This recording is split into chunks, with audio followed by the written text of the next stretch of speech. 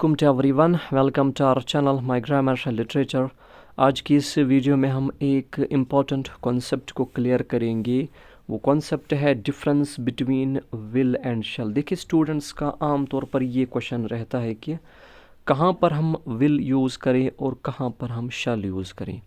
देखिए इसमें पहली जो बात है वो ये कि विल और शैल ये दोनों लगते हैं फ्यूचर टेंस के साथ। ठीक है, विल और शैल दोनों यूज़ होते हैं फ्यूचर टेंस के साथ।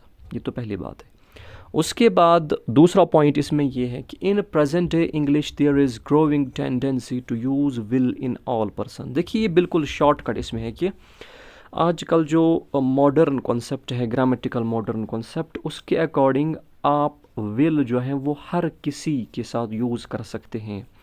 आजकल शैल जो है वो बहुत ही कम यूज़ होता है। आप हर किसी के साथ, हर किसी पर्सन के साथ, चाहे फर्स्ट पर्सन हो, सेकंड पर्सन हो या थर्ड पर्सन हो, आप हर किसी के साथ विल यूज़ कर सकते हैं।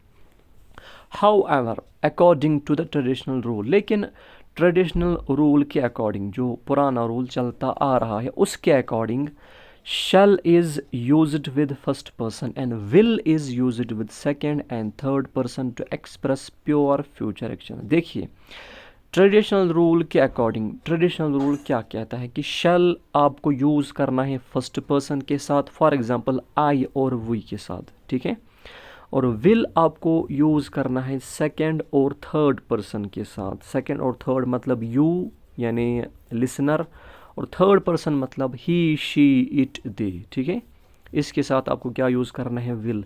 लेकिन किसके लिए? खाली एक प्योर फ्यूचर एक्शंस को दिखाने के लिए। खाली आपको दिखाना है प्योर फ्यूचर एक्शन, उसके अलावा आपको कुछ नहीं दिखाना।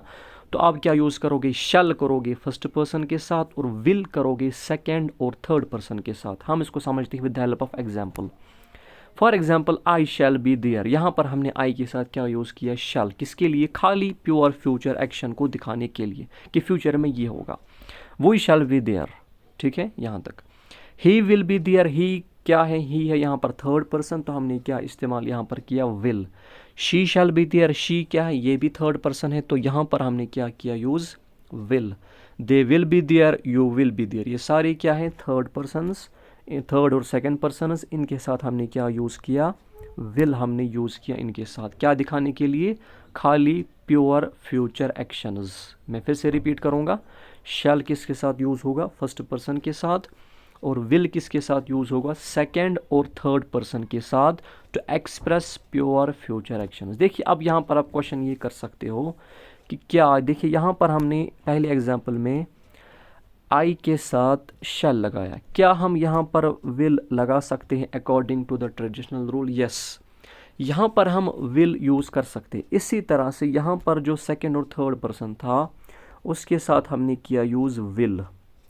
क्या यहाँ पर हम शैल यूज़ कर सकते हैं? यस, बिल्कुल कर सकते हैं, लेकिन उसका मीनिंग होगा चेंज। देखिए किस तरह से चेंज होगा।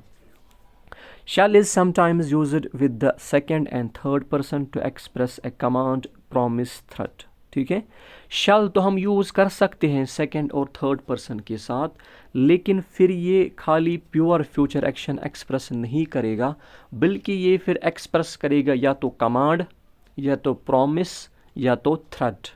कमांड, प्रॉमिस या threat. For example you shall go there, तुम वहाँ जाओगे। यहाँ पर हमने यू के साथ किया यूज़ शैल। इसका मीनिंग क्या बन गया? क्या यहाँ पर खाली एक प्योर फ्यूचर एक्शन है जो फ्यूचर में होगी? नहीं, यहाँ पर ये प्रॉमिस बन गया। ही शैल बी पुनिश्ड, उसको पुनिश किया जाएगा। यहाँ पर हमने ही के साथ, जो कि थर्ड पर्सन है, क्या यूज़ किया? शैल। क्या यहाँ पर ये खाली एक प्योर फ्यूचर बन गई? नहीं, यहाँ पर ये अब बन गई थ्रेट।